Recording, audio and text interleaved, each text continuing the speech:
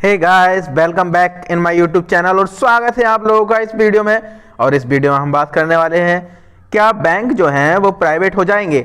और जो 14 बैंक थे 1969 में क्या किया था, जो श्रीमती इंदिरा गांधी जी थी उन्होंने क्या काम किया था कि 14 बैंक को नेशनलाइज किया था उन्होंने। उसमें इंक्लूडिंग था जैसे कैनरा बैंक होता है, इलाहाबाद बैंक होता है, या फिर bank of Baroda, SBI, syndicate और भी बहुत सारे बैंक है। कुल मिलाकर के 14 बैंक को उस समय नेशनलाइज किया गया था। अब इस समय जो न्यूज आ रही है कि जो बैंक होंगे उनको प्राइवेटाइज कर दिया जाएगा, मतलब उनके शेयर टोटली उद्योगपतियों के हाथ में पहुंच जाएंगे। अब वो अपने तरीकों से, चाहे जो भी गवर्नमेंट सर्वेंट है, जो बैंक में काम करते हैं, जो बैंकिंग कर्मचारी है, उन पर उस चीज का क्या इफेक्ट पड़ेगा जब इस तरीके से नेशनलाइज से फिर प्राइवेटाइज हो जाएंगे बैंक। तो बढ़ते हैं इस वीडियो में। तो अगर आपने मेरे YouTube चैनल को सब्सक्राइब नहीं किया है तो सब्सक्राइब जरूर कर दें। तो सबसे पहले हम बात करते हैं 1969 से 1970 की। तो 1970 में क्या हुआ, the year 2019 mark 50 year of India's bank nationalisation. तो 2019 में क्या हुआ, 50 साल हो चुके थे जब 14 बैंक को नेशनलाइज किया था श्रीमती इंदिरा गांधी ने। तो उस समय जो प्राइम मिनिस्टर थे श्रीमती इंदिरा गांधी थी, और जो उस टाइम पर जो प्रेसिडेंट थे वो थे वित्त मंत्री थे वो मोरारजी देसाई। जब उन्होंने प्राइवेटाइजेशन से हटा करके नेशनलाइज की बात की थी तो उन्होंने बात की थी कि हम इनको नेशनलाइज करने जा रहे हैं 14 बैंक को। तो नेशनलाइज करने के पक्ष में मोरारजी देसाई ने क्या काम किया था, अपना इस्तीफा दे दिया था कि नेशनलाइज करने से सरकार को कुछ भी फायदा नहीं मिलेगा, मतलब कि जो भी पब्लिक सेक्टर में काम करने वाले बैंकिंग कर्मचारी है उन पर काम का बर्डन पड़ जाएगा, और भी अलग अलग उन्होंने तर्क दिए। लेकिन क्या था, जो ये थी श्रीमती इंदिरा गांधी, इन्होंने क्या काम किया, उनको एक बात बहुत ज़्यादा खली थी उस टाइम पर 1969 में। उन्हें ये बात खली थी जब, क्योंकि आप जानते हो कि इंडिया का ज़्यादातर मतलब 70 to 80% जो लोग हैं वो ज़्यादातर डिपेंडेंट है एग्रीकल्चर पे। तो उस समय जब भी किसी भी एग्रीकल्चर बैंक को लोन की आवश्यकता होती थी या एडिशनल अमाउंट की जरूरत होती थी किसी भी प्राइवेटाइज बैंक से, तो वो क्या करते थे, टोटली मना कर देते थे कि हम इस बैंक को अपनी तरफ से कोई पैसा प्रोवाइड नहीं करेंगे, जो कि प्राइवेट बैंक थे। अब चूंकि उन पर गवर्नमेंट का कोई कब्जा भी नहीं है, वो उनको मजबूर भी नहीं कर सकते कि हाँ हमें पैसा चाहिए ही चाहिए। तो उस टाइम पर क्या होता था, जो प्राइवेट बैंक होते थे उनका इन्वेस्टमेंट चलता था अपने अपने अलग बिजनेस में।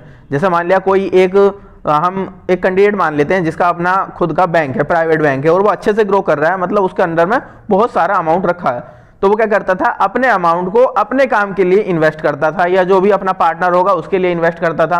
अब गवर्नमेंट को उस चीज की नीड पड़ती है, उसके लिए वो जवाबदेही नहीं समझता था कि मैं क्यों जवाब दूं या मैं क्यों पैसे दूं। तो ये बात श्रीमती इंदिरा गांधी को बहुत गलत लगी थी, और उन्होंने ये एक तर्क भी दिया था 1969 में कि हम इस वजह से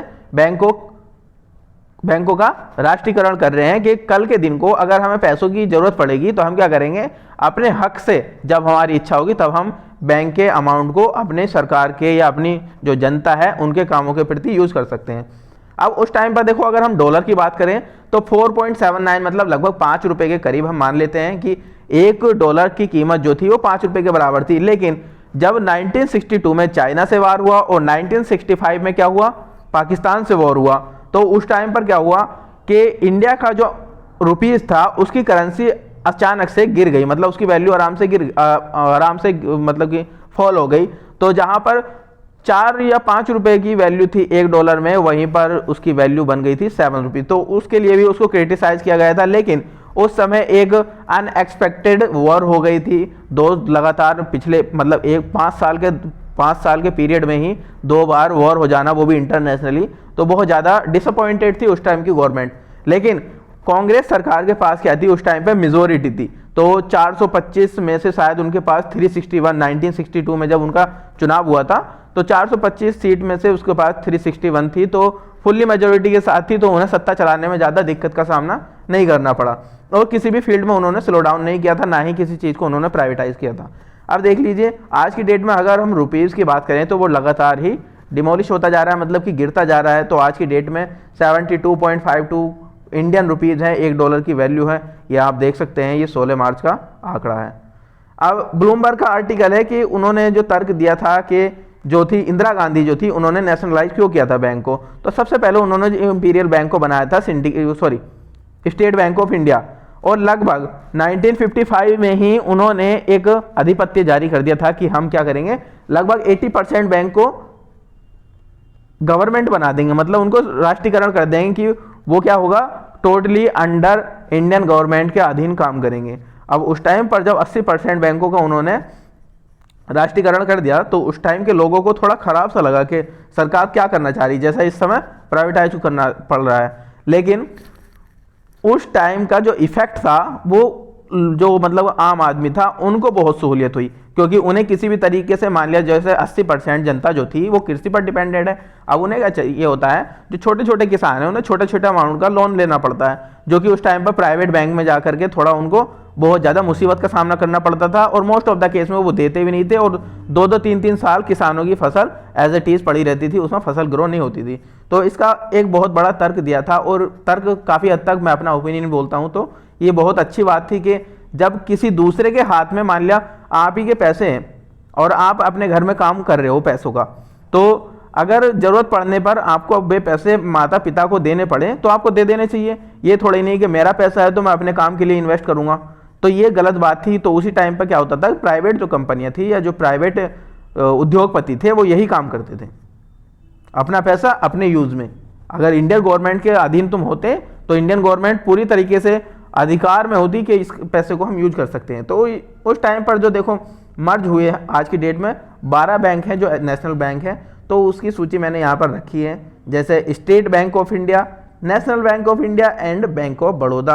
अब देखो इनका मर्ज का भी मैंने सामने दे रखा है, जैसे कि पंजाब नेशनल बैंक क्या हुआ, किसके साथ मर्ज हुआ, ये bank of commerce and United bank के साथ मर्ज हुआ, मतलब कि ओरिएंटल बैंक के साथ। और bank of Baroda Canara bank मर्ज हुआ सिंडिकेट बैंक के साथ। और वहीं पर बात करते हैं हम यूनियन बैंक की, तो यूनियन बैंक मर्ज हुआ है आंध्र प्रदेश के साथ। अब देखो bank of India, Indian bank फिर से मर्ज, मतलब इंडियन बैंक भी मर्ज हुआ है इलाहाबाद बैंक के साथ में। अगर मान लिया हमसे इसी तरीके का क्वेश्चन पूछ लें कि इलाहाबाद जो बैंक था वो वर्तमान में किस बैंक के साथ मिला है या फिर किस बैंक के साथ वो विलय हो गया, तो वो हुआ है इंडियन बैंक के साथ। Central bank of India, Indian overseas bank and UCO bank, bank of Maharashtra, Punjab and Sind bank, इन सब बैंकों के अलावा जितने भी बैंकों के नाम सुने हैं वो सारे कैसे हैं, प्राइवेटाइज बैंक है। जैसे कि आप सुन सकते हैं कि HDFC, एक्सिस, यस, ये सारे बैंक जो हैं ये प्राइवेट बैंक है।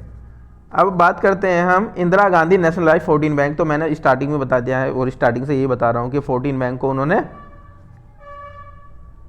नेशनलाइज किया था 1969 में। अगर उनके हम थोड़ा एक तरीके से उनके व्यक्तित्व पर नज़र डालते हैं तो कैसा रहा था, उनका प्रयागराज में जन्म हुआ था 1970 में और डेथ हो गई थी उनकी 1984 में। अब इनको जब प्राइम मिनिस्टर बनाया गया था तो वो एक्सीडेंटली प्राइम मिनिस्टर बनाया गया था। अब कैसे बनाया गया था, 1962 में क्या हुआ था, जब वॉर हुई थी उस टाइम पर जो थे प्राइम मिनिस्टर थे वो थे हमारे पंडित जवाहरलाल नेहरू। अब पंडित जवाहरलाल नेहरू 1964 तक रहे, लेकिन उसके बाद उनकी डेथ हो गई। 1964 में फिर बनाया गया लाल बहादुर शास्त्री जी को। लाल बहादुर शास्त्री जी के प्रधानमंत्री बनने के तुरंत बाद ही, मतलब ज़्यादा समय तक नहीं रहे, पता नहीं उनकी डेथ हुई या कैसे हुई, वो ताशकंद समझौते में गए थे उज्बेकिस्तान और वहाँ से उनकी डेथ थोड़ी वापस आई थी। तो उसके बाद क्या हुआ था, उसके बाद 1965 में बनाया गया था किसको, कांग्रेस सरकार की जो लीडर थी वो थी उस टाइम पर इंदिरा गांधी, और उनको बनाया गया था। अब आज की वीडियो में इतना ही। देखो जो मेरा पर्सनल ओपिनियन है, मैं यह कहूँगा कि प्राइवेटाइज करना बैंकों को सरासर गलत है। जैसा कि वैसे हाल ही में मैंने आज न्यूज़ में ही पढ़ा है कि न्यूज़ में ये बताया गया है कि निर्मला सीतारमण ने बोला है कि बैंकों का राष्ट्रीयकरण नहीं होगा। पीयूष गोयल ने भी कह दिया कि रेलवे का निजीकरण नहीं होगा। अब इस चीज़ को आप किसी भी तरीके से समझें, लेकिन जो उनका स्टेटमेंट है वो एकदम करेक्टली है कि वो निजीकरण नहीं करेंगे, क्योंकि पिछले 2 दिन तक क्या हुआ, स्ट्राइक भी रही है। जो बैंक कर्मचारी थे उन्होंने 2 दिन तक बैंक बंद रखा है।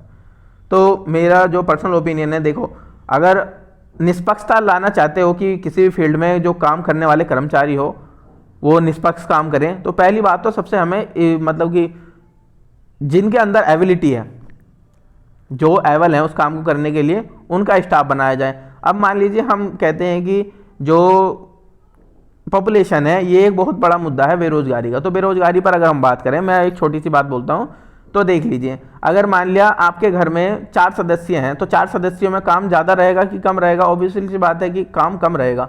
लेकिन अगर सदस्य 10-12 आ जाएं तो कामों का बर्डन बढ़ जाएगा कि घट जाएगा? सब आराम से बोल सकते हैं कि उसमें काम बढ़ जाएगा। तो काम बढ़ने पर क्या होता है, उन सदस्यों को काम दिया जा सकता है जो काम करने लायक है। अब ये थोड़ा ही नहीं कि पहले 4 लोग काम कर रहे थे उनसे भी एक एक करके काम छीन लो, अब 2 आदमी ही काम करेंगे। तो हर एक सेक्टर में काम करने वालों की संख्या कम है, तो उन पे काम का दबाव है, बहुत ज़्यादा प्रेशर है। तो मेरा पर्सनल ओपिनियन ये कहता है कि उनको स्टाफ की संख्या बढ़ा करके थोड़ा बड़ा कर देनी चाहिए, और जो रूरल एरिया है वहाँ पर नई नई ब्रांचें एस्टेब्लिश करनी चाहिए बैंकिंग सेक्टर में। तो जिससे क्या होगा कि जो बैंकिंग सेक्टर में प्रेशर का काम होता है या फिर 12-12 घंटे की जो ड्यूटी देते हैं, इतना फ्रस्ट्रेशन में रहते हैं, इतना तनाव महसूस करते हैं, उनको थोड़ा रिलीफ मिलेगा और एक अच्छी तरीके से टाइम पर लंबी लंबी जो लाइन लग जाती है बैंकों में वो नहीं देखने को मिलेगी। और जो कस्टमर होगा, जो आम आदमी होगा, वो बहुत संतुष्टि के साथ गवर्नमेंट को सपोर्ट करेगा कि हाँ ये अच्छा डिसीजन है। ना कि प्राइवेटाइज करने के बाद तुम उद्योगपतियों के हाथ में उनको कमान सौंप दो और वो फिर आकर के ये करते रहें जो इनकी इच्छा है कि आज 2 लाख ही रुपया बटेगा, बाद में जो आ रहा है उनको पैसा नहीं मिलेगा। तो ये सब बातें होती हैं प्राइवेटाइज वालों के हाथ में। तो आज की वीडियो में बढ़ते हैं इतना ही।